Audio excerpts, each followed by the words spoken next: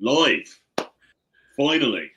Finally, in the lead up to Rio Carnival, we keep banging the drum for this, but guys, we've got a couple of spaces left. Join us for the world's greatest party, 13th to 21st of Feb. If you haven't been, if you haven't lived, it should be on everyone's bucket list, whether you're straight, gay, married, trans, whatever.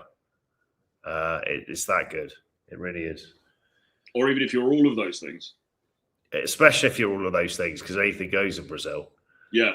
What was your first taste of it like last year, coming in as someone that hadn't been before? Was it what you expected, or kind of, oh, this is a pleasant surprise, or horrified? Like, how did it play out? No, I think it was. I guess it was kind of what I expected, but it was sort of bigger and more insane, if anything. Yes.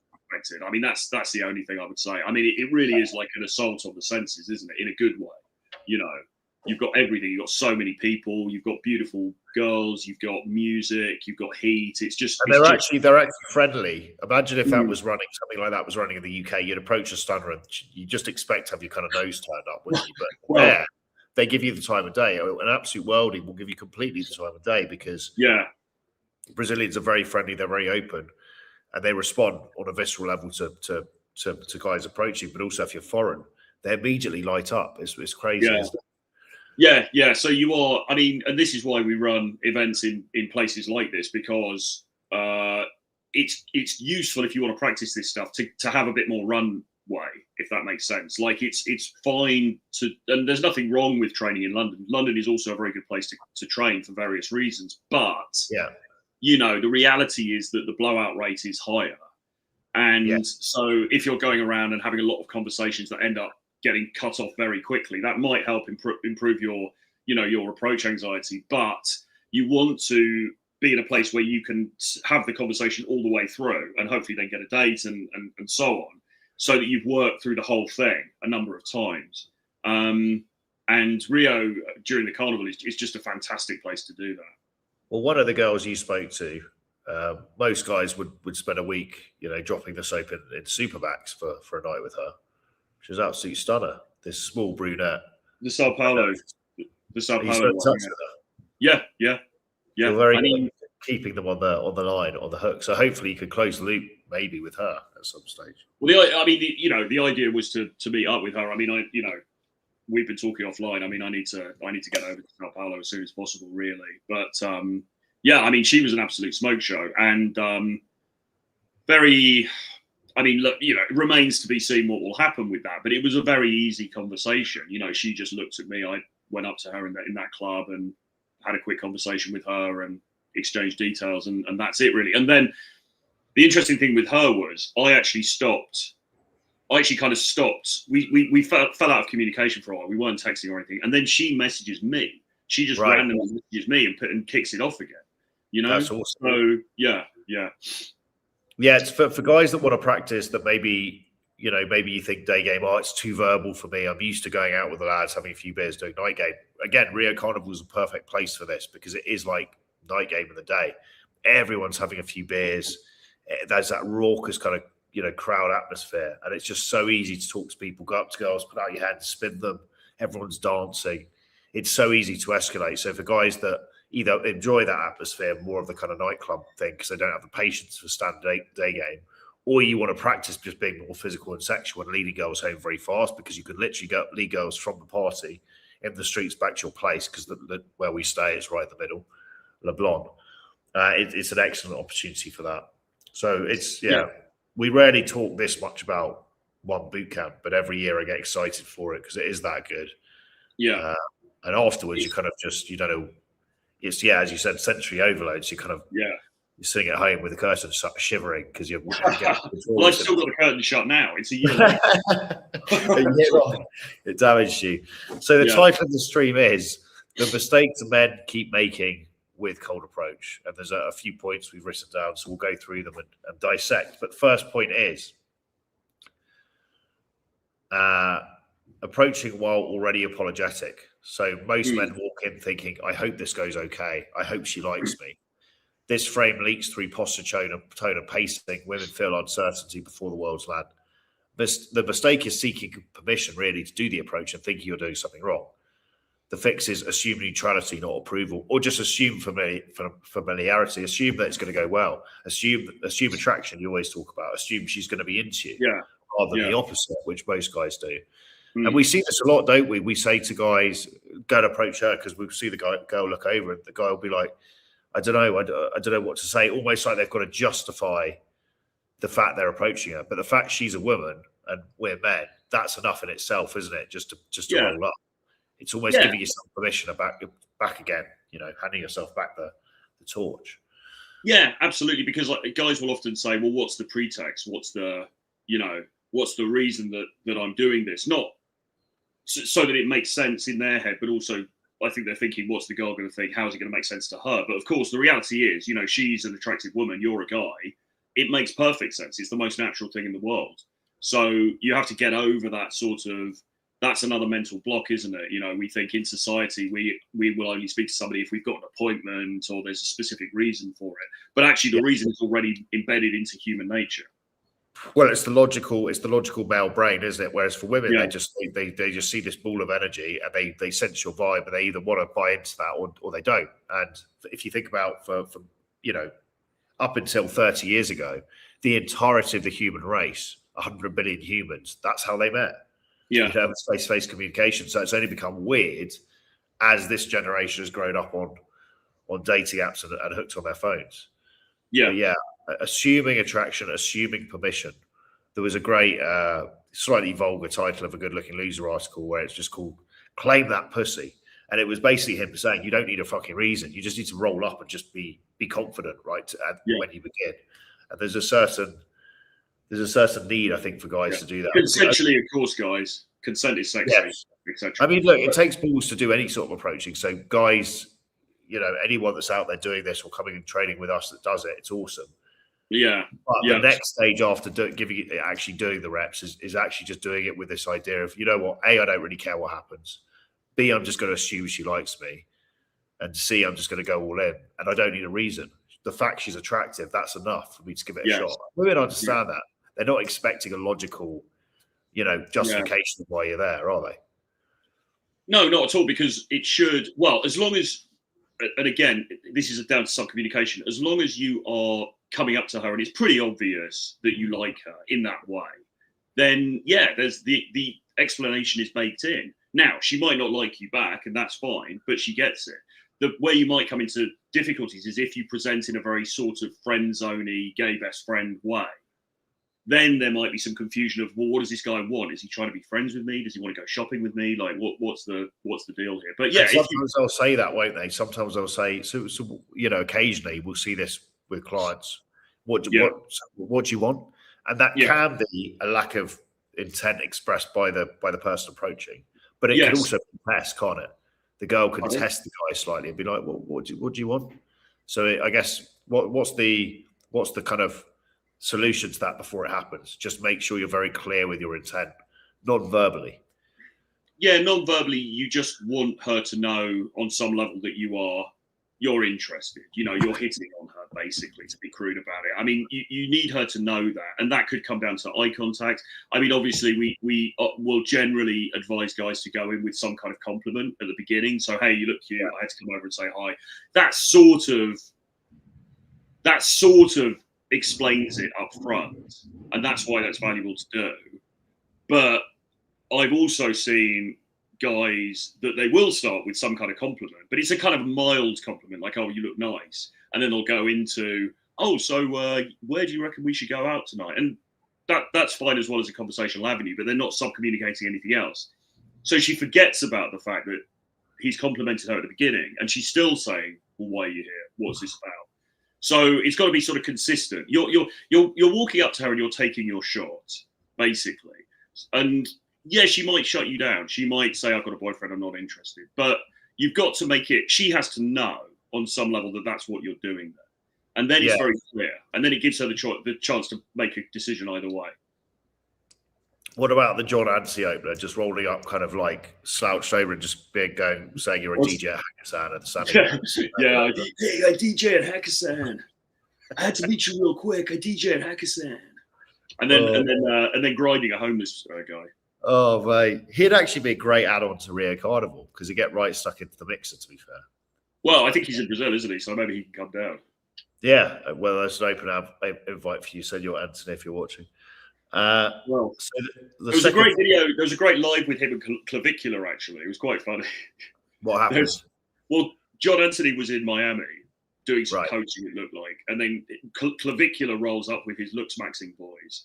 And they just have a conversation, and it's quite funny. And John Anthony's already been cancelled off YouTube, and Clavicular's like sort of, I don't know. The guys are very skeptical because you got this 40-year-old dude who's not in particularly great shape, who's going there, yeah, man, I've got 2,000 lays. I've got 2,000 lays. And they're just like, what? Who the fuck is this idiot?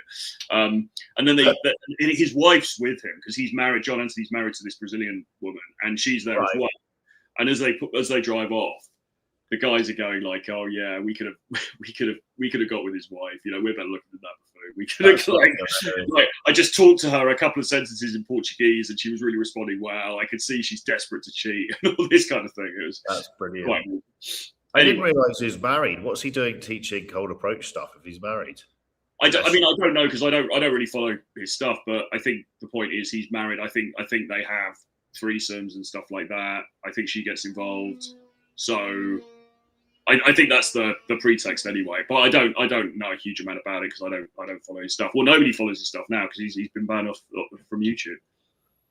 Yeah, strange guy, isn't he? Anyway, yeah. I actually messaged Tristan yesterday actually as well after the Clavicular thing. I was just like, what's this guy Clavicular like? What did he say? He said he was cool. He said he was all right. You know, nothing much more than that. Yeah, I mean, but the thing is, how much do you really, not to criticise, but I just remember myself at 20 and I knew, well, I still know fuck all at 39, but at 20, you really don't know shit about anything, do you? So do they really want to be around some like young kid charging around? I mean, the Tates must be nearly 40, mid-40s. Well, I think they're about 40, but I mean, well, look, I think it was just a night out. I don't know. It was just a, you know, I don't think they're tying their colours to his mast or anything. I mean, but no, he's just a very interesting guy. And it seems like obviously we're seeing him now on social media. It seems like some of the people in the comments yesterday were seeing Clavicular around a lot. So he's obviously, you know, he's a bit of a rising star. Of the Black Pill communities, he's the new Wheat Waffles, is he? The Black Prince of the Black Pill. Well, I think he's usurped Wheat Waffles. I think he's bigger than Wheat Waffles now. I mean, he seems to be getting shared around a lot and stuff. So he's an interesting sort of cultural phenomenon, but I'm not one to take too seriously. What's happened to Mine Waffle Mensch? I miss our live streams with him when he hid behind the camera.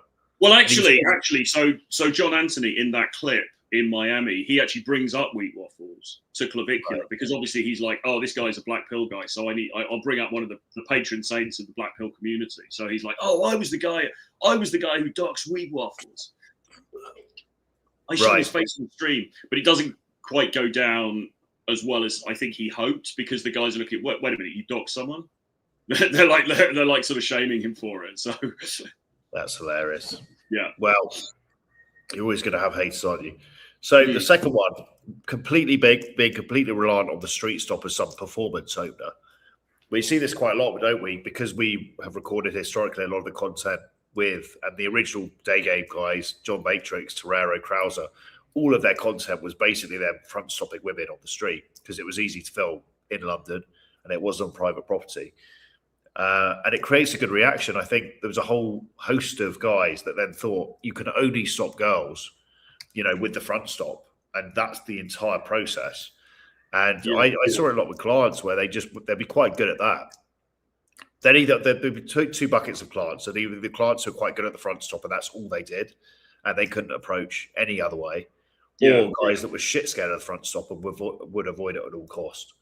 But either way, it created problems, didn't it? The whole front stop thing became this thing within itself where everyone thought you had to front stop girls and call them French. I mean, do you think the front stop has become overly fetishized in this place? Because we see guys, I mean, there was somebody on the comments yesterday asking like, oh, I'm a bit afraid of the front stop. What do I do? And it's, you expressed it very well, which is that the front stop was only ever a tool. In a pretty specific situation. I mean, it shouldn't really be the bread and butter of what you're doing at all, really. It should be maybe something you do occasionally because that's the only real way to to do the approach. But I mean, the vast majority of approaches I've done haven't been like that at all. You know, they've been much more organic. Yeah, have we ever actually done a successful front stop that's gone anywhere? That's a question. Well, actually, yeah, I have, but I mean, it's not. I think people have this idea that if I'm not doing that, then I'm not doing it properly. I'm not doing the thing, and that's just not true. Well, Les talked a lot about this, which was quite funny behind the scenes. He goes, "Yeah, I became so reliant on the front stop that basically I'd go to like normal social events and just not be able to communicate because I'd be so used to going and front stopping girls and having that particular conversation." And what's happening there is you're becoming completely reliant on just one avenue, getting very good at that, but you lose the ability to be resourceful, be adaptable, be social in other contexts. And I had that a similar thing. I was doing so much direct day game in normal situations where I might just meet women socially through friends or at a house party. I kind of was like, oh, fuck, what do I do? Yeah. So I think it's important to see it as an urban playground and be able to flirt with the world, as old David Garcia would say, or Torero, and not become reliant on just one particular way of doing things. Because we saw it a lot. We saw a lot of guys who had this Superman approach with the front stop. But if you remove that, they almost are just like, oh, fuck, this is going to fail. They're so reliant on getting a good reaction from that, aren't they? Yeah, that's a good point, actually, because you can become overly gamey, which is sort of, it can work in specific situations where it's anonymous, you haven't met her before, and you're putting on a little bit of a show. And that's fine. But you're right, take it into any other context, and it can just seem weird. Like if you start pulling out the same thing, you're at a wedding or something, and you start pulling out that kind of thing. And also, those conversations don't tend to go on very long. Hey, you look cool. You French? Blah, blah. Like, that's fine if it's a quick 5-minute street conversation. But if you're sort of at a social event, where do you go with that, right? So you've got to learn deeper conversational skills. Yeah, and also there's this ability to carrying a playful subtext and just enjoying conversation. If you carry that as a base thing, then you're not going to go wrong. You can be in any environment and you can adapt. Yeah, and just relating, and I actually, it's a really good point, and just relating to people on a more normal human level, like taking away the sort of street performer kind of thing, because that, I mean, we all use the same sort of technique, and it works very well in the moment, but those conversations aren't designed to last for a long time. They're designed to last for 4, 5, 7 minutes, and then you say, all right, can I grab your number, and then you go, which is all right in that instance. But if you're at a party or you're at some event, that's not really going to work, so then you have to do something else. And actually it's similar with dates as well, isn't it? Because the skill set that you need on the date is different to the skill set that you need on the initial approach.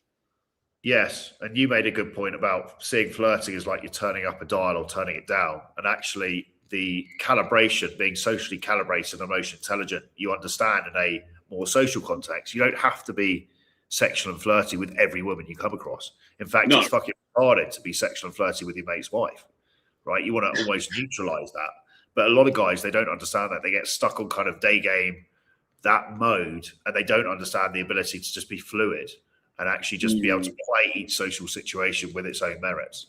You know, how you're going to act at a funeral, how you're going to act at a wedding, how you're going to act around your parents, how you're going to act around a girl you've approached a coffee shop. They're all slight nuances. You want to have playfulness and calmness as a base, but then you dial up the flirting depending, or dial it down.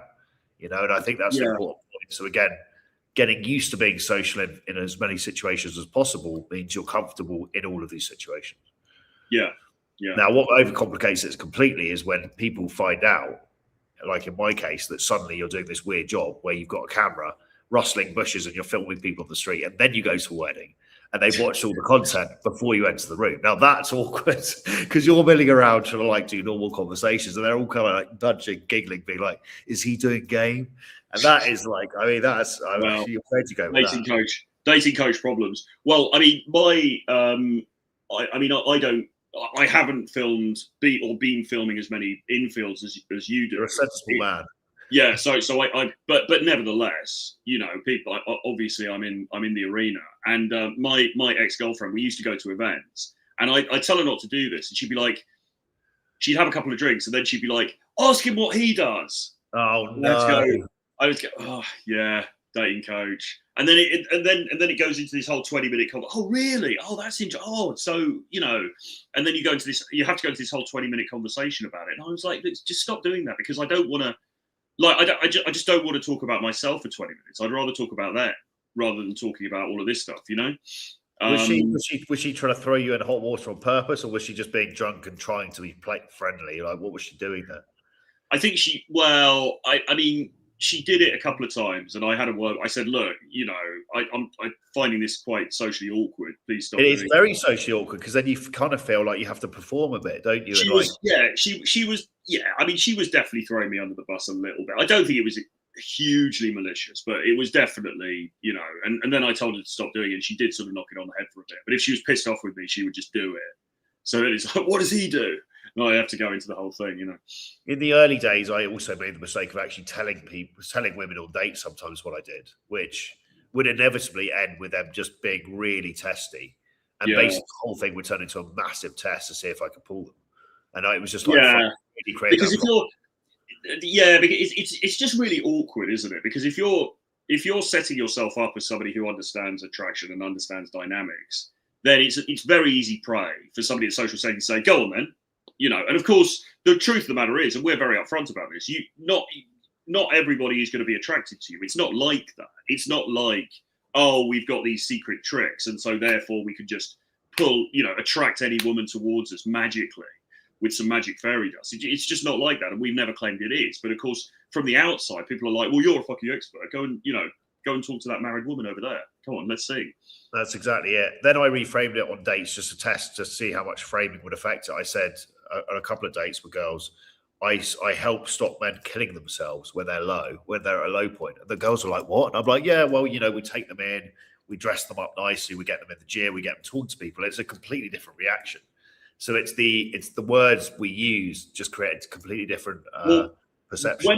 Because what would happen is I would often get into conversations with pretty, people who work in finance or people who work in, I don't know, relatively sort of normal jobs, and I would sort of almost have to justify what I'm doing. Yeah. But when you actually explain it, you're like, well, no, we take these guys, we work with clients. Some of them are very, very well put together. They've made money, they're decent looking, but they've got these issues with socializing, and we help them out in these areas. And it's very holistic. We get them in the gym, we get them to, blah, blah, blah. Then people get it and they're like, "Oh, right. Okay. Oh, I see. Okay." And most people would be on side with that. But at the same time, I don't really want to be in a conversation for 20 minutes, justify my existence, I completely agree. We've got a couple of questions from Mr. Zaka, which are relevant because I know you're an expert in both of these. Well, I'm an expert in one of these. Do you guys take retinoids or tretinoid? Well, yeah. So I saw this, and yes, absolutely, tretinoin. I'm a big fan. I got put onto it by a dermatologist, or she's an aesthetic, whatever you call it, in London, called Mariam Zamani, who I've been to for a few different procedures, including Botox, and she got me into tretinoin a few years ago. And I've been on it ever since, and I think it's really, really good. I mean, she said to me, and she's one of the best skin experts in London, and she said to me, "Look, you need to be on this. This is if there is a secret key to youth, forget about expensive moisturizers and all that kind of stuff. Get on this stuff." So I've been using that regularly for a few years now, and I think it's really, really good. Is that the one that's made from the foreskins of Korean babies? I don't know about that. You need it on prescription. It's on prescription in the UK. You have to get a prescription for it, but you can also buy it in other countries over the counter. So you can buy it. Yeah, Thailand, it's like £3 a pop. I remember there was an interview with Ellen DeGeneres, and she loves fucking people over. It's quite funny. Sandra Bullock was on there, and she's teamed up. There is actually a brand of skincare cream which is made from the foreskin of Korean babies. Right. And Ellen DeGeneres was like, "Yeah, Sandra, so how's it made again?" Just completely dropped her in it, and Sandra Bullock tries to escape. It's on YouTube, tries to escape the conversation. And DeGeneres was like, "No, but how's it?" And she can't escape, so she has to admit it. After she rubs it on her face all day long. It's just fucking hilarious. The next one is, Mr. Zaka, any of you on finasteride, or do you have really lucky hair genetics? So I took Tren, which is a very anabolic steroid, 6 times more potent than the normal testosterone. I took it for 6 weeks at quite a high dose. It wrecked my hairline. I had a big kind of Fras tuck bald spot here. So I jumped on the 5% Rogaine, minoxidil foam, and 1 milligram finasteride every day. I'd use both, and it regrew completely after about 6 months. So now, apparently, you stay on it for life. So we'll see what happens, unless I get an Elton John style toupee or something for bouncing. Yeah. Yeah, I mean, well, yeah, I mean, there's some side effects to Finasteride as well, because I remember supposedly floppy dick syndrome, but as a man that was finished in 10 seconds, it's delayed ejaculation. But as a man that usually finishes way too fast, it's actually helped me a lot. Okay. You know. Okay. Yeah. But, I mean, I think our resident hormone expert is not our former. I don't know if we're still really how much we're working with him at the moment, but our the guy that we've taken a lot of advice from in the past around hormones. I think he's not a fan from memory. But he also wants to publicly hang Andrew Huberman, so the man has some strong opinions. Okay, yeah, fair enough. Well, I've just been lucky up to date, to be honest. So I haven't dabbled in any of this kind of stuff, but I mean, I'm sure I would if it as and when it becomes necessary. But yeah, I haven't dabbled in any hair stuff yet myself. I was robbed. We've got a quote here, comment here from Legal Automation. I was robbed twice in Mexico and had death threats in Colombia. Lol. I gave up on South America. Asia agrees with me more. Fair enough. Sounds like. I wonder how the death threats came about. Yeah, if you want to expand on those, that'd be quite interesting to know. Mexico is not for the beginners. I would say it's the one place I'm always slightly more on guard. Just basic stuff. Be polite to people. Don't hit on random girls if they've got gangsters standing next to them. So you would. Well, we've talked about this before actually many times, but Mexico is more dangerous than Colombia. Well, I when I was living in Playa del Carmen in COVID, so I moved to Sweden because that was open. Lived at a 4-star hotel in the middle of Sweden for 8 months, which was hilarious in its own right. Because after about 3 months, they were like, "So we've never had someone staying here so long. Would you like us to change the breakfast for you? You look bored of full English in the morning." So I was like, "That's a very middle class problem I have here." Okay, change it. So they changed it to salmon eggs Benedict, which was by the by. But anyway, Sweden decided, right, we're going to shut for COVID. So I moved to Playa del Carmen, which was open because the cartels just kept it open. And I remember becoming friendly with a French hotel owner. And he said that when he'd just bought the hotel on like day 3, a corrupt cop kind of just got him down an alleyway before he was returning to the hotel and basically robbed him, took his wallet, took his phone, not knowing who he was, not knowing he'd bought real estate and the cartel are invested in protecting people who are part of the society. And the next day, there was a knock at the door and some new guys were there, all in black. He didn't know who the fuck they were. They handed him back his wallet and his phone. And from a tree opposite the hotel was said policeman hanging upside down. They'd been executed. Wow. And they were like, "Yeah, we've dealt with that problem for you. Don't worry about it." And just shut the door. And he shuts the door. And he's just like, I was like, "Mate, what did that feel like?" He goes, in one area it was like exhilarating, so I was like, fuck, these people really want to protect me. The other hand, I was totally terrified because I was like, fuck, they could just do that. But yeah, just goes to show you don't mess with the wrong people in Mexico. Crazy. Yes, yeah, for sure. But that being said, a lot of guys are untowardly scared of Mexico.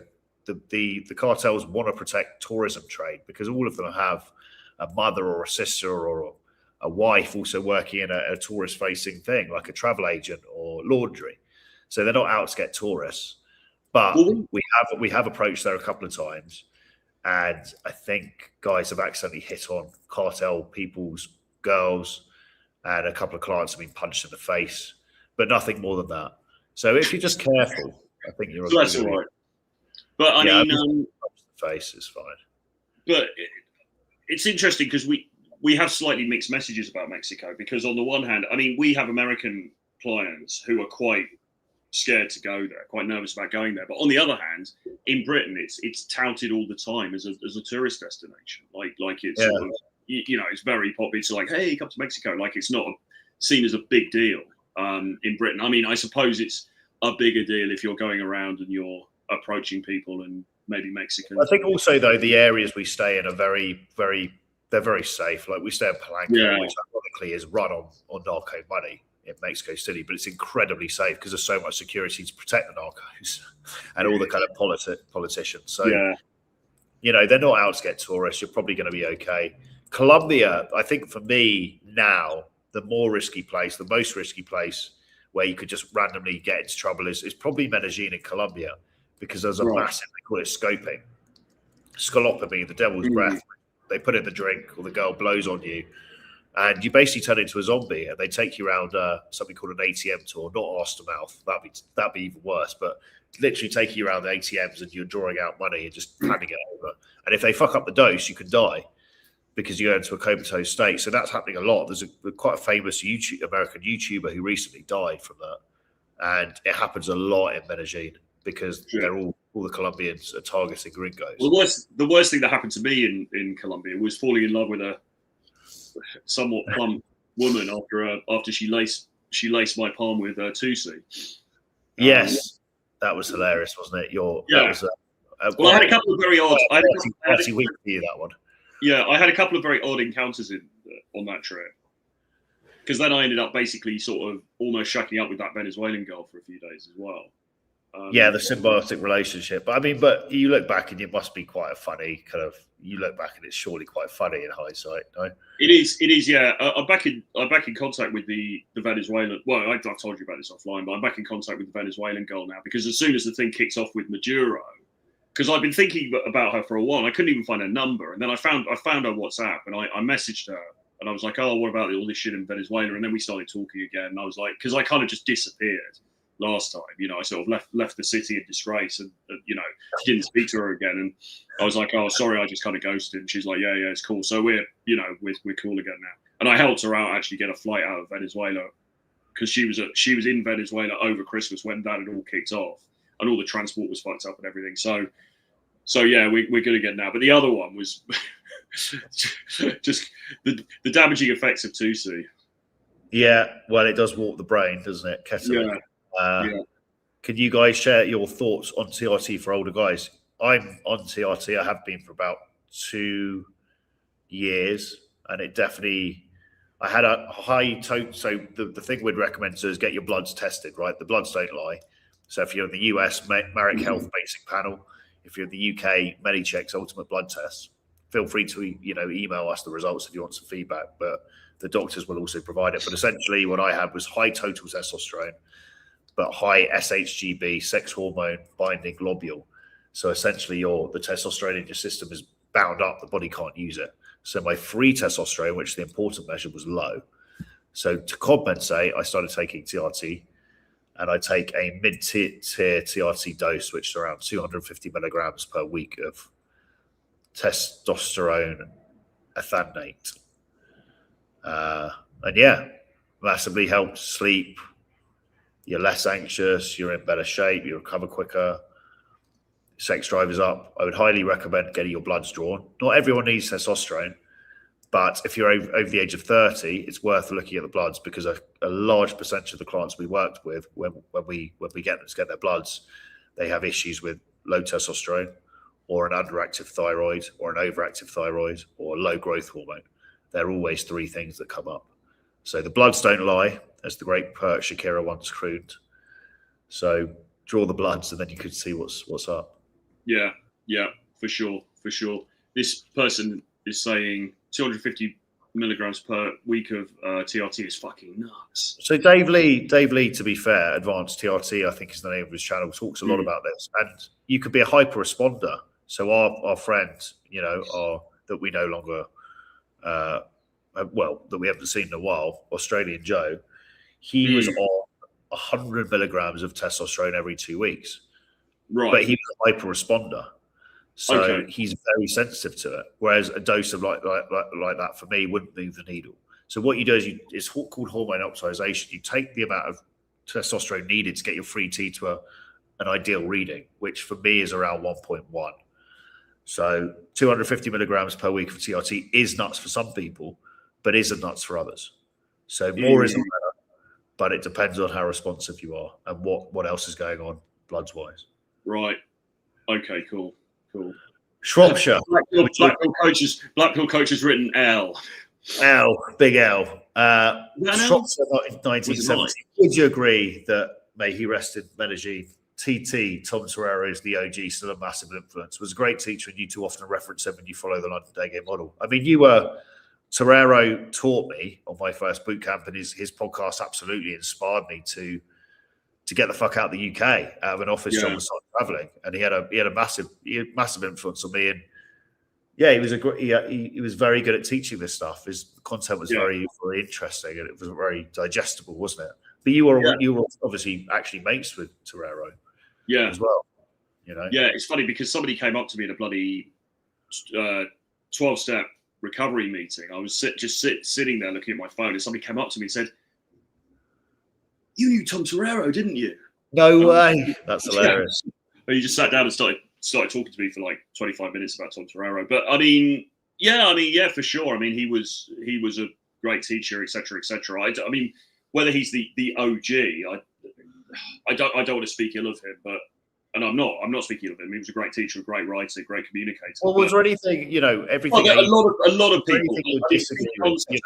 A lot of people have, there's a whole amalgamation of people, isn't there, who come up with very useful concepts around this stuff, including, I would say, Robert Greene, for example. Art of Seduction by Robert Greene, 48 Laws of Power by Robert Greene, incredibly foundational. And then you've got the other dating coach people as well. So Torero, yes, was one of those people. Whether I would say he's the OG of all time of dating women is another thing. I think he had a really interesting hero's journey. I like the way he couched concepts in evolutionary biology and psychology.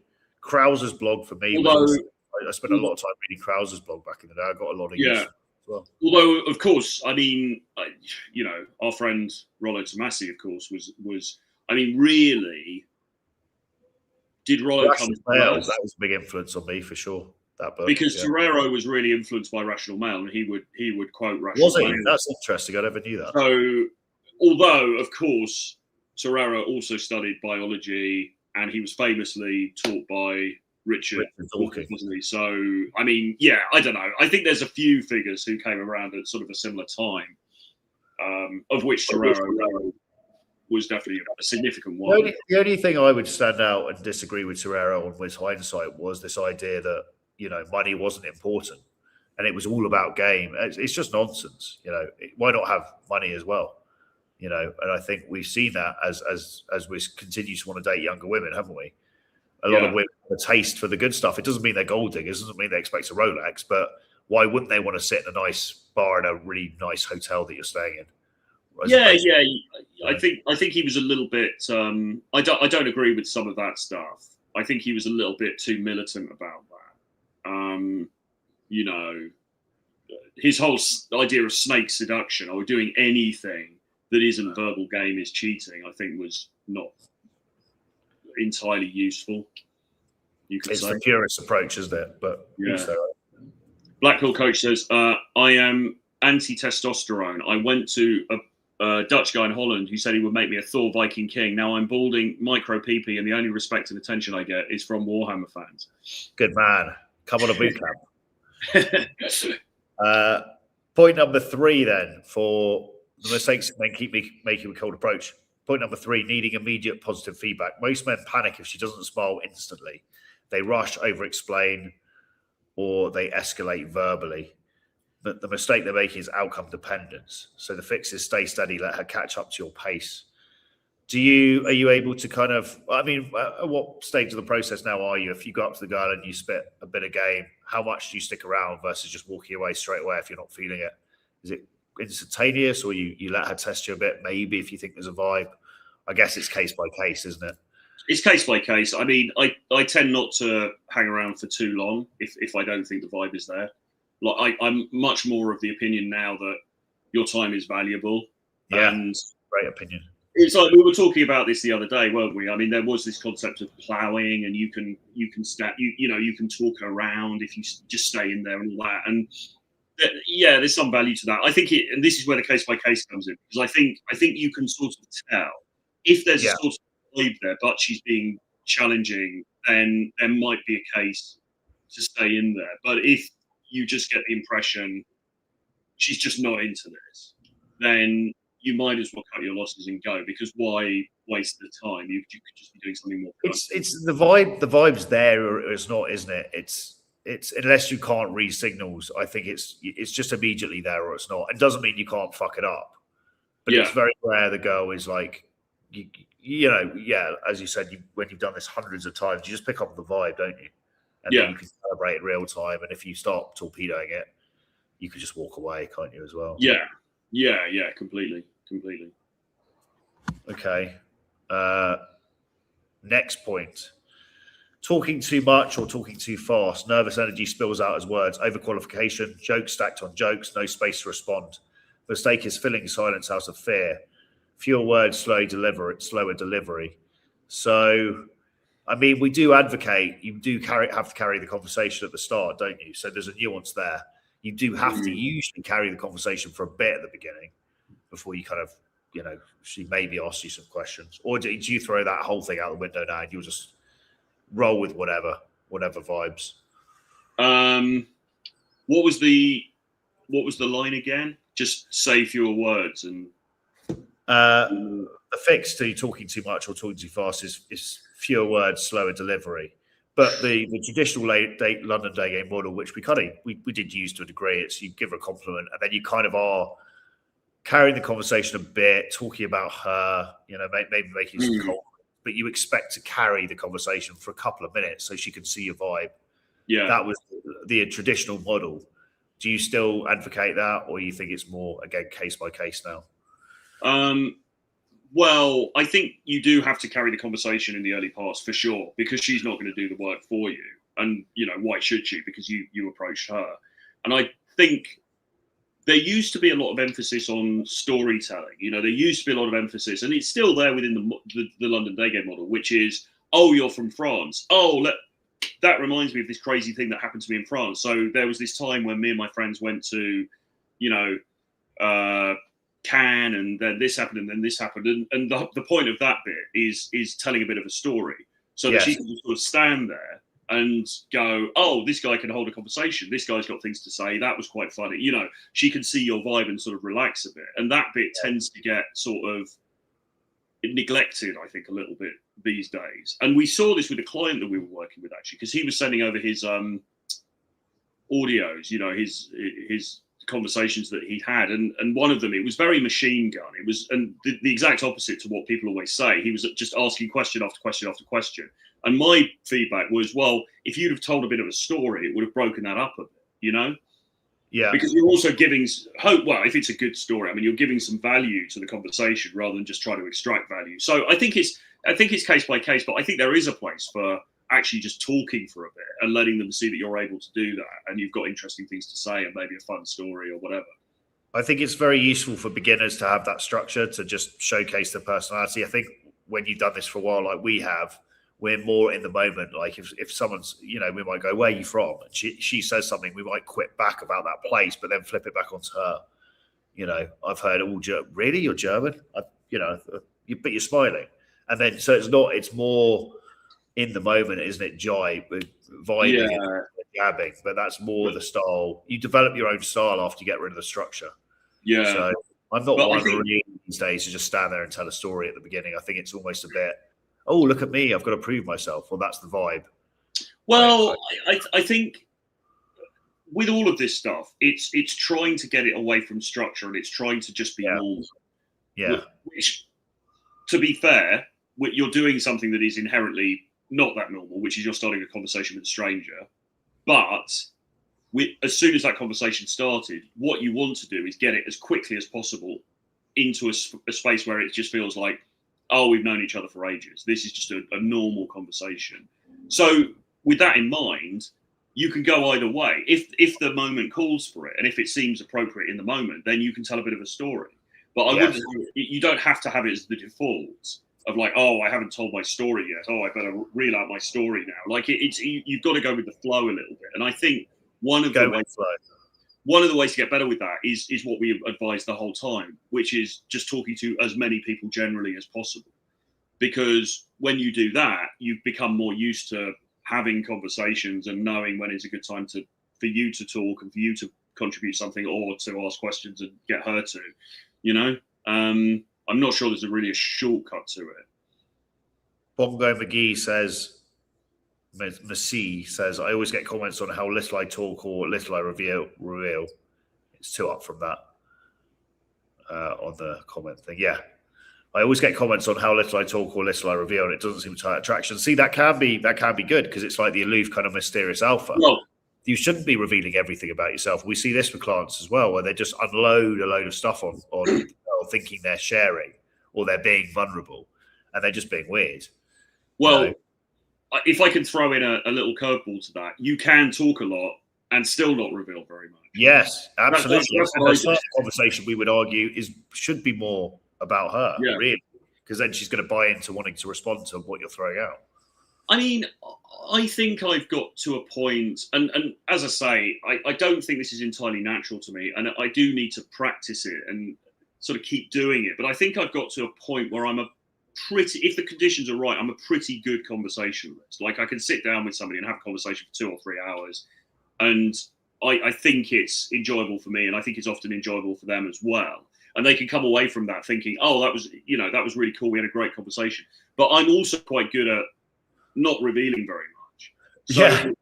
So I'm able to talk a lot and actually not tell them very much at all. And I think that's maybe, is that a valuable skill set? I don't know. No, it's a very valuable skill because it's the whole Disraeli and Robert Greene again, talking about Queen Victoria with Gladstone and Disraeli, and the whole, after speaking to Gladstone, I thought he was the most interesting man in the world.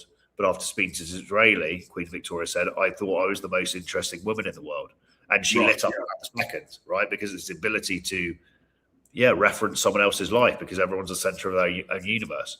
And I think us being quite avoidant personality types is a skill we've developed, but it was actually a really useful skill because we don't have to reveal anything about ourselves. Women put that down as he's this mystery man that's so attractive, and we just don't want to talk about ourselves. What have you been doing? I've been hanging out at Wetherspoons playing on the free with some crumpled notes. No. Well, usually, I mean, and usually the reason for that is because I just the real truth is just either too appalling or too boring to actually bring up.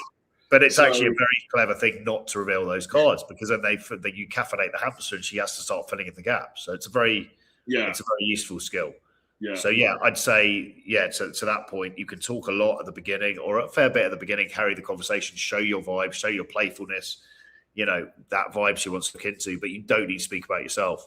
Speak about things to do with the environment or her. Those are useful topics. Yes.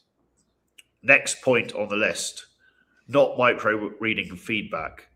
So men listen to words, not bodies. They miss feet pointing away, lack of eye contact, closed posture. Mistake is ignoring the room. Fix, read first, speak second. So, we talked about this, didn't we? But when a girl is showcasing disinterest, you don't want to be the guy that just keeps going. You want to almost be willing to walk away. Now, it can be different for beginners, because we do say stay in there, because what they tend to do is premature ejaculation. They will use any excuse because they're nervous and just run away from the approach. That's not what we want either. So you have to stay in there, but if she's clearly not interested, you've got to kind of read the room, don't you, at the same time? Yeah, there's a very fine balance, as with a lot of these things. And this ultimately is why in-person coaching or some kind of mentorship is good, because it's not a one-size-fits-all answer, unfortunately. You've got to, get good at reading the room, so you can understand actual disinterest versus there might be something here, but I've got to stoke the embers to get the flame going. You've got to understand that difference, and then you've got to think in the moment, okay, what is the best way? What is the best conversational gambit I can throw in here? Is it asking her more questions, right, or is it volunteering something myself? But that decision is something you get better at the more that you practice it. Completely agree. There's a great comment from Bongo here. He's hit the nail on the head, which is, I always get no, not that one. It's just effortless. It's just effortless. It's just effortless with the right women. You don't even need to think about it actively trying to continue a conversation. He's right. The mistake a lot of men make is they just don't approach enough. But if you approach enough women, you just naturally have a good vibe with a natural chemistry. And it's just your nervous system syncs with that girl. It's just everything's so easy. You don't need to do anything, but it's and most guys don't get there because they're just not willing to throw themselves out enough to get that, be able to vibe with different girls. you may really vibe with. I mean, what would you say the numbers are? 1 in 10 you really vibe with? Less, more? Probably about that, yeah. It's about that. And it doesn't mean you can't vibe to some degree with some women. You'll have some attraction going on. But yeah, he's completely right. If you open enough, you will just vibe with some women. It's just that the whole thing is so easy.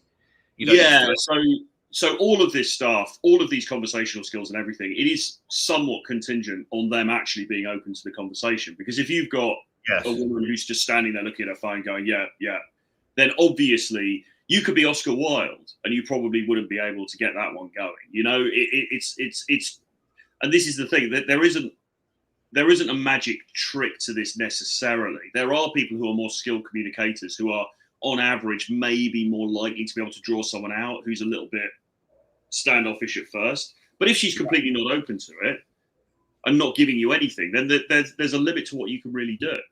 So, you know, you're right. But if you're speaking to a lot of people all the time, you're just naturally going to meet more who are on your wavelength and who are open to you. And then you can build something with them. But it's not going to happen all the time. And pretending that it will wouldn't be honest, you know. That's where the American marketing fucked me in the early days, because it made out if I learned these specific tricks, I could get any girl, and if I wasn't having threesomes with Swedes every Friday night, and every Monday, Tuesday, Wednesday, and Thursday night, I was failing.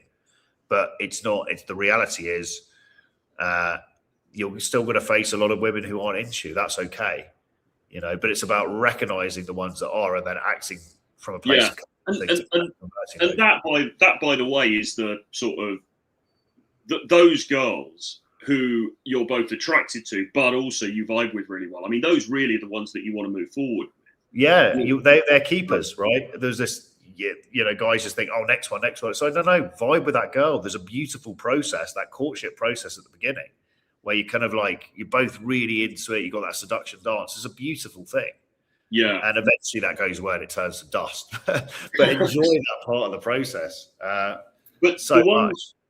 There are definitely, I mean, there's the idea that, oh, guys, we're only into looks and we're only into, I mean, yeah, obviously that is a big part of it for sure. But the reality is that the women that I have had the best encounters with, either relationships or even shorter term, have been the ones that I vibed with better. So really you're kind of screening for both, aren't you? You're screening for, is she attractive, but you're also screening for, do I have a good vibe with her? Because even if you're only seeing her casually or only see her for a few times, you really want to have somebody that you've just got good energy with, you know? Yeah, they bring a light feminine vibe with, and there's about 3 girls I'm seeing in Sao Paulo where I am right now. And one of them I really vibe with, and I could go months without seeing her, but we just connect, right? There's a fun vibe. She's flirty, she's feminine, she's just easy to be around. Whereas the other 2, they're hot, but it doesn't flow as well. So I'm way less interested in seeing them, right? Because I've kind of got that thing of, oh, you know, I've got to see her because she's hot. It's the vibe is so important. It's really as important as the looks. Obviously, you have to look at the girl and be like, she's hot, but there's got to be a vibe. If there's no vibe, game over, really. There was a good doer comment. It's all going to shit comment from old Shropshire here, 1970. Stripping it back to when this all finishes, the chats, the money, the followers, the women, what do you reckon you'll actually have left when you're 80 in the Philippines? Just memories? Philippines spelled Philip Ness. Well, nothing wrong with Philippines at 80 would probably be quite good. Yeah, I mean, I'm planning to go to the Philippines next year for good. So I mean, with my crumple, I'm not really seeing a huge problem with that, to be honest. And I'm also not seeing where the chat, the money, the followers, and the women are. So I mean, that's we haven't even got that. We haven't even got the first bit. Haven't even got that, but it's nice you think we do. I mean, what's there to say? Look, the whole for me, I decided, right, I want to fucking travel the world, and I was working for Kezia Noble. He runs a big dating company in London. I saw what she was doing. And I realized, right, if you tie anything to death, sex, taxes, or sleep, or food or drink, you're always in business. And I saw how hard dating was, and I really like cold approach. So I was like, fuck, let me try and give some value on that front. But at the same time, it was always about traveling, really, and just being able to travel the world. And and it was symbiotic. That happened to be a skill set that I could teach. I suppose, you know, I mean, what does anyone have left when they're 80, really? I mean, I suppose everyone just has memories, right? Everyone just has. You could say, I don't know if he's coming from this angle, but you could say, well, have a family and, you know, have children, and then you've got something, blah, blah, blah. There is that. But what if your kid is Brooklyn Beckham and they go on Instagram and disavow you and you know? Is that I've seen that kind of popping up. I haven't gone into it. Is it basically like a kind of Prince Harry situation where he's turned on the family and some big expose? Is that what's happening? Yeah, basically. I mean, I've heard now different accounts from different sides of this, because I read his post and I was like, God, I can see where he's coming from. That sounds pretty bad. You know, he's saying that, oh, you know, my parents, they're all about brand. They you know, there's not real. It's all kind of a bit fake, and we want to extricate myself from that and just be with my family and have something real, or with my wife and have something real. I've heard some other stuff from the other side now saying, well, hang on, he's being a bit precious here. Come on, what's he going on about? But the point I'm making is that there will be people. I mean, if he's making an argument, why aren't you guys settling down and making something real? Yeah. I'm just saying that path is not necessarily guaranteed either, because you don't know what's going to happen with those kids, right? You don't know, are they going to be around when you're 80? Hopefully, maybe not. You know, I mean, that nothing in life is guaranteed. Is the point. 100%, and I love. We should hire Bongo as part of the team because he's coming out with some gems. Absolutely agree with what he said. All things are temporary, ultimately. And the frame I always use for all types of dating, whether it's one night stand, whether it's short term dating, whether it's a long term girlfriend, whether it's marriage, is it always ends bad, and that's okay. That's beautiful.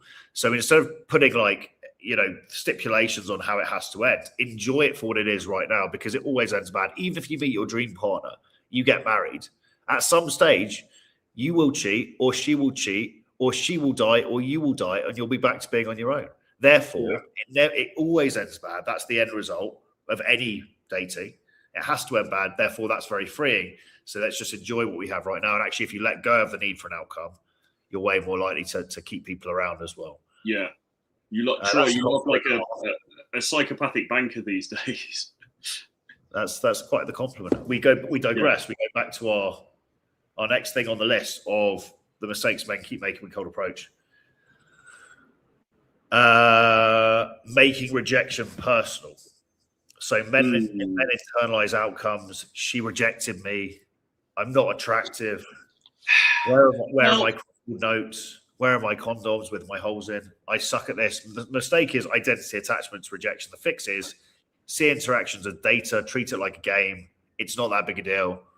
And you learn every time, right? Although to just play devil's advocate on this one slightly, I mean, it is kind of personal a bit, isn't it? I mean, I know we always say, "Oh, it's not personal," but it's sort of, isn't it personal? I mean, thinking from that obvious sense, it's brutally personal, isn't it? Really, because if we're trying to be honest here, I mean, you're going up, you're basically showing an interest in her, and she's saying no thanks. So if you take that, you could take that to its logical conclusion and say, well, she's basically saying your genes don't deserve to continue on this planet, in my opinion.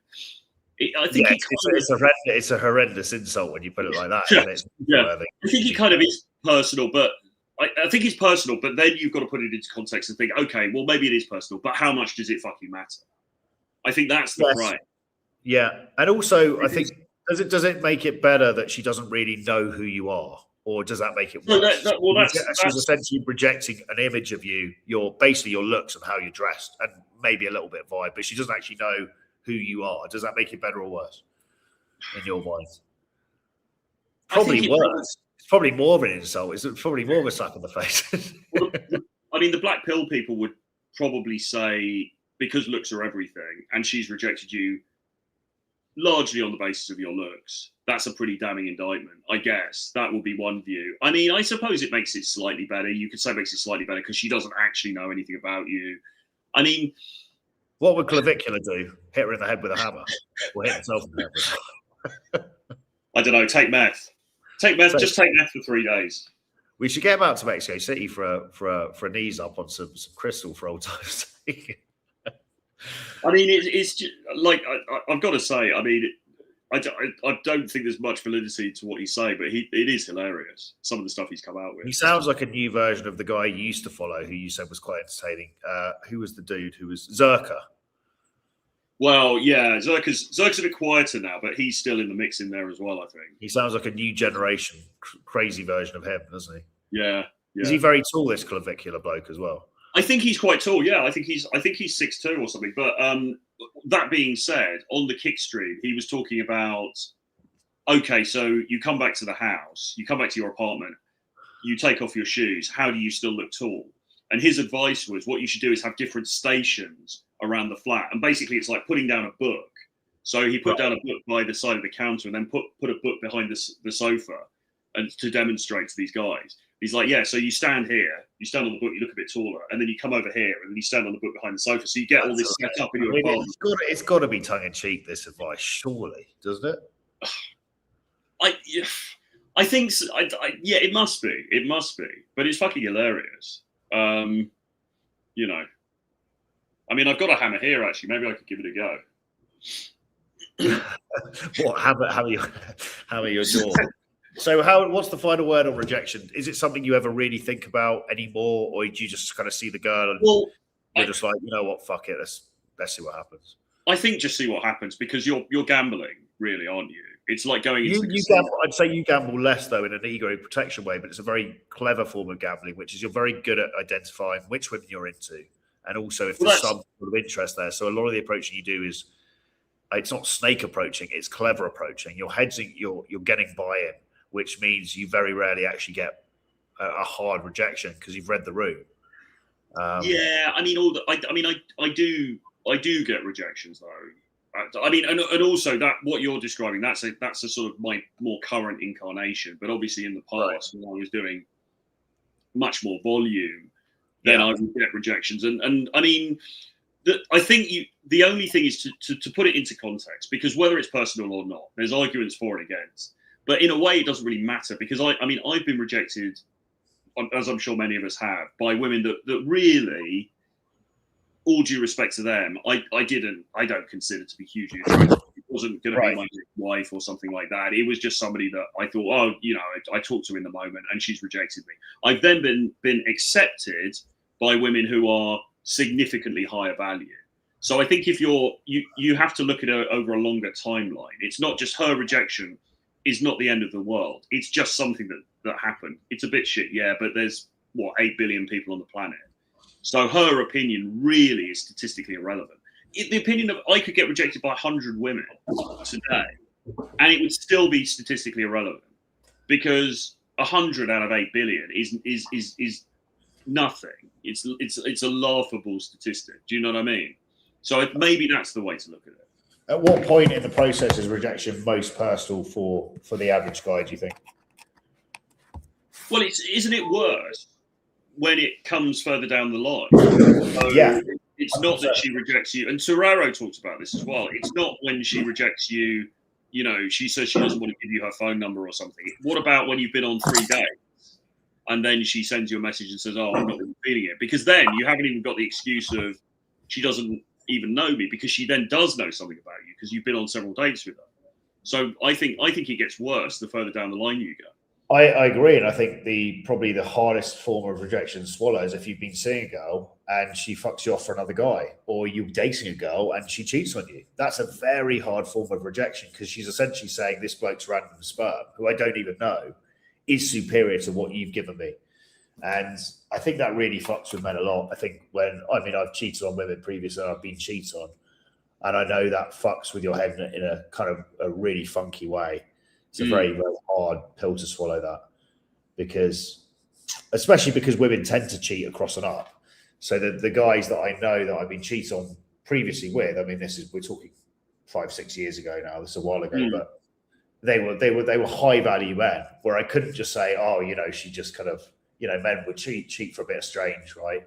Men are often just cheat with whatever is available because we just want to bang around. But I knew a couple of dudes, and I was like, it's hard not to feel inferior, because they are genuinely top tier men, and you're just like, well, what can you do? Yeah, I guess yourself. I guess the problem is that in her mind, she's done some sort of an upgrade on some level. So I suppose that's the bitter pill to it's really just like accepting female nature for what it is. A lot of this stuff, isn't it? Accepting that these are the rules of the game we play within, and you can either fight against what is just happening in nature or not. Yeah. And a lot of guys get really bitter about hypergamy in a way that they kind of want to somehow change it. It's not going to change. Yeah. So be better, right? And accept that you may get cheated on. That's okay. I think when we really accept it for what it is, we're less likely to suffer the bad outcome, weirdly, as well, in some ways. Yeah, I think, exactly. I mean, I think that's another whole section of conversation. Yeah, I mean, the less that you're clinging to something, the more things tend to go your way, I found. Let me just grab my phone and find the rest of these points. We have a couple more on the list. Confusing volume with progress. So more approaches is not better approaches. Same mistakes, higher fatigue, more frustration. Repetition without learning and calibration is an error. Fewer reps, higher awareness. And I think that's where, look, I think at the beginning, we take guys in, we'll throw you in 5 hours a day game, Thursday, Friday, Saturday, Sunday over a boot camp. You're going to be approaching a lot. Ideally, you want to hit, I mean, really at least 100 approaches during that weekend, break the back of the anxiety through volume. But after that, as you do very well, it's more nuanced, isn't it? It's like you kind of play the shots that you know they're high percentage plays. The girl's checked you out. You're also into her. Yeah. You know, you're playing more smart because no one just wants constant rejection for the sake of it, you know. And we know guys that go volume after they've been doing this 3-4 years and they just do huge amounts of volume, but you've got to have a very strong soul to just stomach, 50 girls a day saying no to you just because you're just scattergunning your approaching. Yeah. Right, it doesn't matter as much, doesn't it, when you've got a few beers down you or some sort of random substance and you're charging around. It doesn't matter as much, but in the day, it's quite grueling. Yeah. So get feedback. The solution really is get feedback on that because a lot of guys, they're just blindly approaching, hoping for the best. You need to know what you're doing wrong. Yes, indeed. Avoiding the one thing that fixes everything, the meta mistake. Men avoid slowing down, feeling their body, staying present because it makes you feel vulnerable. The mistake is living in your head. Fix, get into your body, calm your words down, calm vibe first, words second. That's a very important thing. Training this emotional home of calm, present, slightly amused. If you carry that vibe relentlessly throughout life and come back to that vibe, women are going to buy into what you say. Whereas if you, like a lot of guys we work with, they're kind of in their own heads a lot. They do very logical jobs. They're all kind of like jacked up on anxiety a lot. Women can sense that, can't they? And they're just like, you could be spinning the best technical game in the world, but they're just not going to buy into it. Yeah, I think it's like, if we have the analogy from yesterday, it's like diving into I think we use plunge pools, but say you're diving into a swimming pool and there's that first bit when you hit the water and it's cold and you go in. That's like when you first do the approach. So you're nervous, you've got that social anxiety, there's like, the spotlight effect, all of that. But what you want to do is then, as soon as you're in the water, you want to slow everything and like relax into that conversation. And that's something that I do semi-consciously, I think, because you accept the fact, okay, I'm going over, this is a bit awkward, this is making me feel nervous. But then as soon as you're like, oh, hi, I wanted to meet you, I'm Troy. And she's like, oh, hi. Right now, you can relax a bit because you've already done the hard bit, or the most hard bit.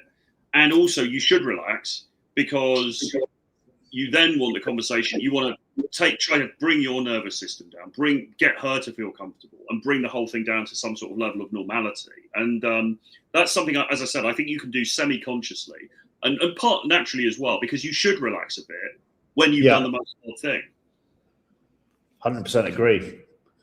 So I make a very conscious effort once I'm in the conversation. It's like, right, now I need to relax.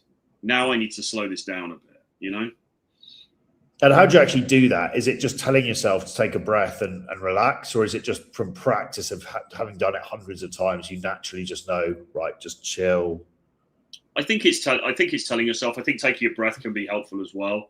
And just remembering to slow down a bit, It's so important, isn't it? We always rush and forget it. But Yeah. it's a very important point.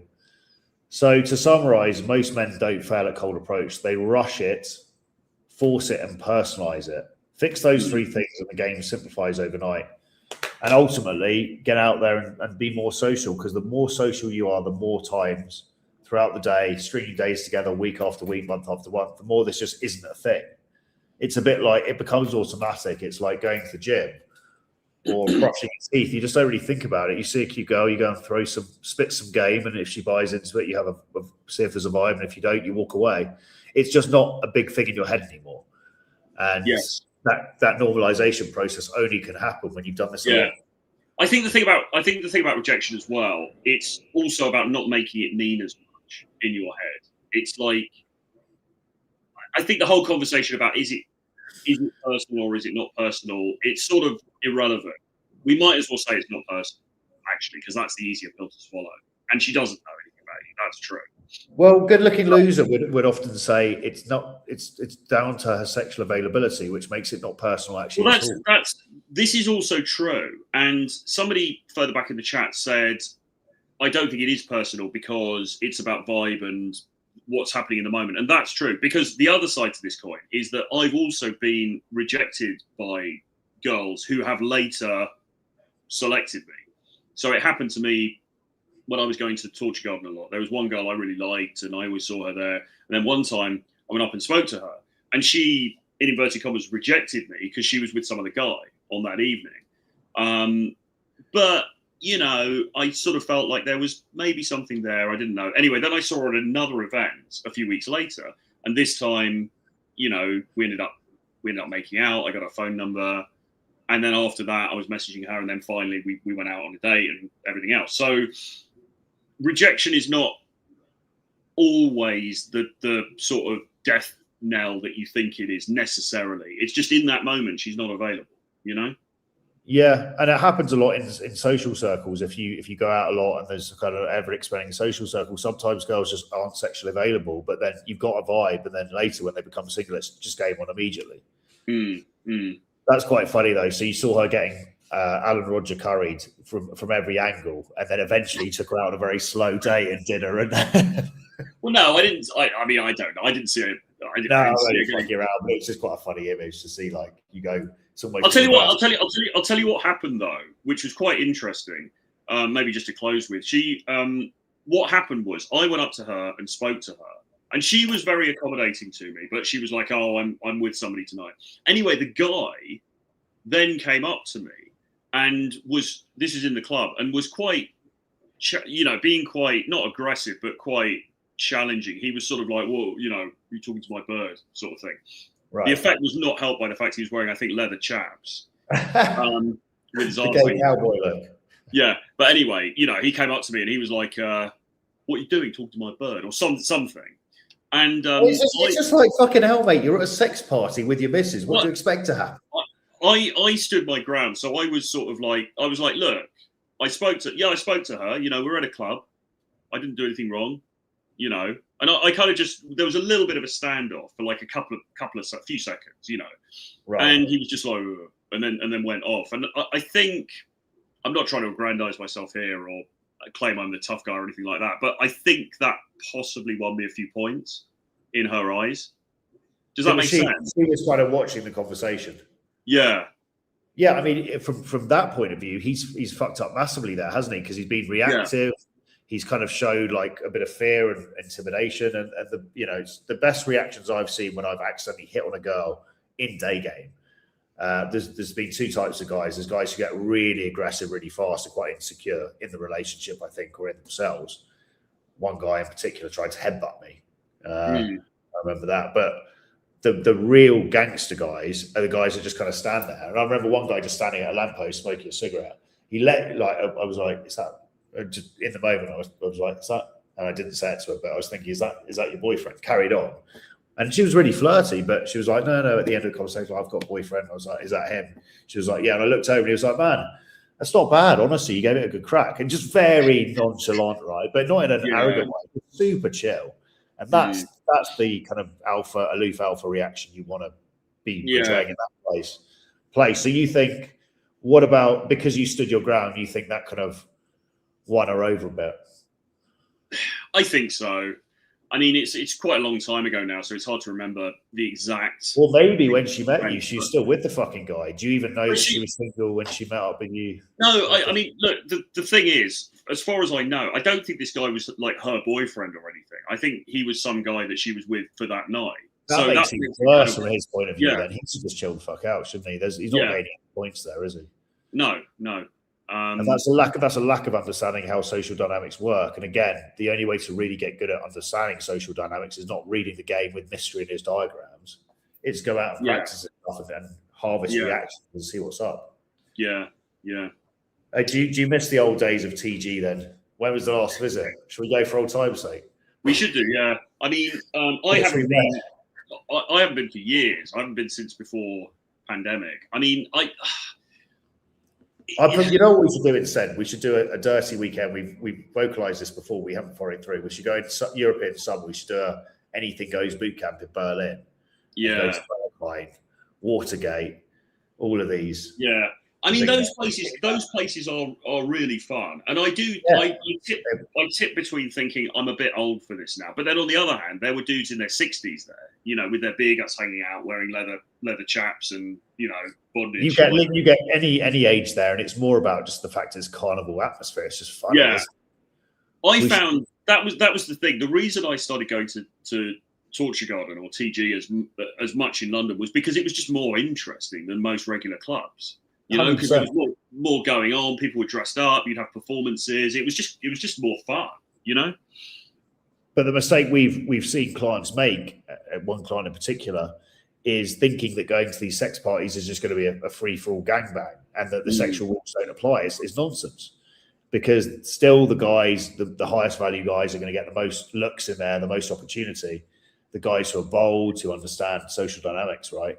So a lot of guys think, I'm just going to shortcut the process by going to sex parties, and I'm going to get laid like a rock star when I don't get laid, or I'm going to take up a tantric massage course because then I'll be able to touch hot girls.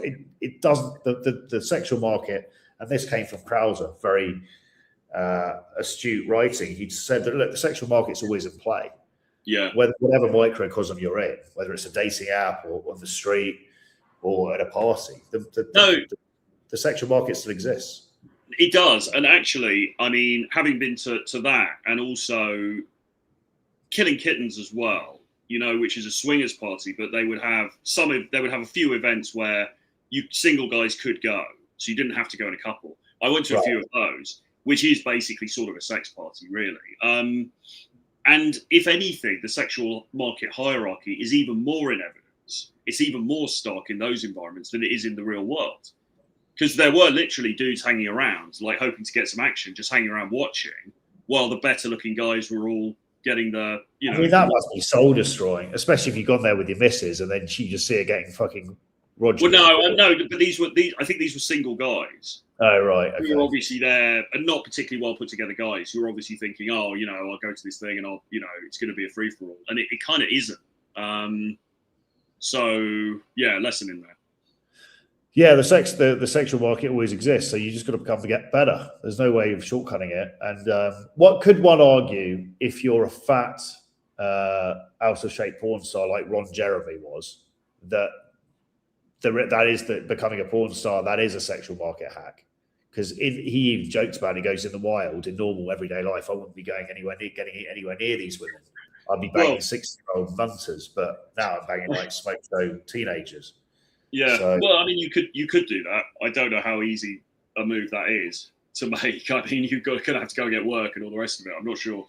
But also, I mean, imagine being one of these birds who runs an OnlyFans, and you know your mum and dad find your account, and you're having your Sunday dinner, and it's you just getting made airtight by 3 black dudes. I mean, what kind of a conversation is that over Sunday roast? Well, it is probably worse than us. I mean, we complain about the dating coach thing and say actually it would be better to be a porn star, but I don't know. I think if you're a girl and you're doing that, that's got to be pretty awkward to explain away at a family dinner party, isn't it?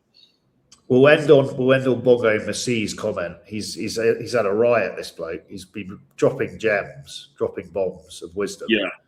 I truly don't get it. The sex itself is not the best part of the game or social confidence. And I would say you need three things to make it really fulfilling. You need the seduction dance, which is, going around hunting. Is it going to happen with this girl? You get a few rejections. You go on an instant date with one girl and you get a vibe. It's really, really, it just stimulates the emotions, the dopamine, the serotonin, right? The novelty aspects of all of life. It's an adventure.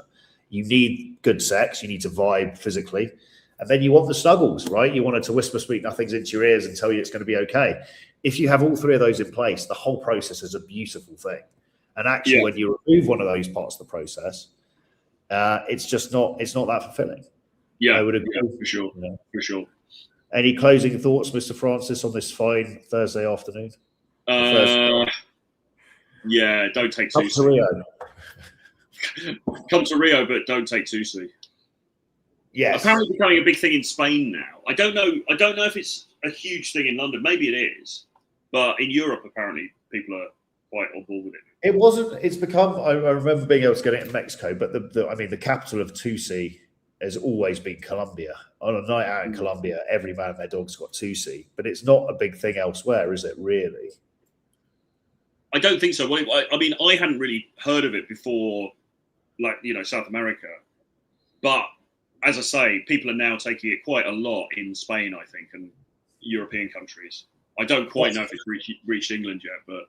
Your friend is telling you're asking for a friend, are you, where to get it in Spain if needed? No, not at all. It's not. We should go to Barcelona, though. Barcelona's an epic night out, or just an epic place to be. Well, a friend of mine was telling me he went on a business trip to Marbella just before Christmas, and a lot of the guys got on it by mistake because they thought it was coke, and so they ended up in a pretty bad situation. I love it. It's bloody pink, for fuck's sake, and they're pretending they think it's cocaine. I mean, Jesus Christ. Yeah. All right. Well, on that perky night, we will bid you adieu. If you want to join us at either Rio Carnival or join the Approach Academy Accelerator, the 10-week course to go from introverted retard to extroverted social god, send us an email, info@jamestuss.com or troy@realtroyfrance.com, and we will discuss. Yeah, the email addresses are in the description below. It's been a pleasure. Don't take hammers to your faces. Take hammers to the streets. Don't do that either. Get out on the streets. Yes. We will see you in a future episode.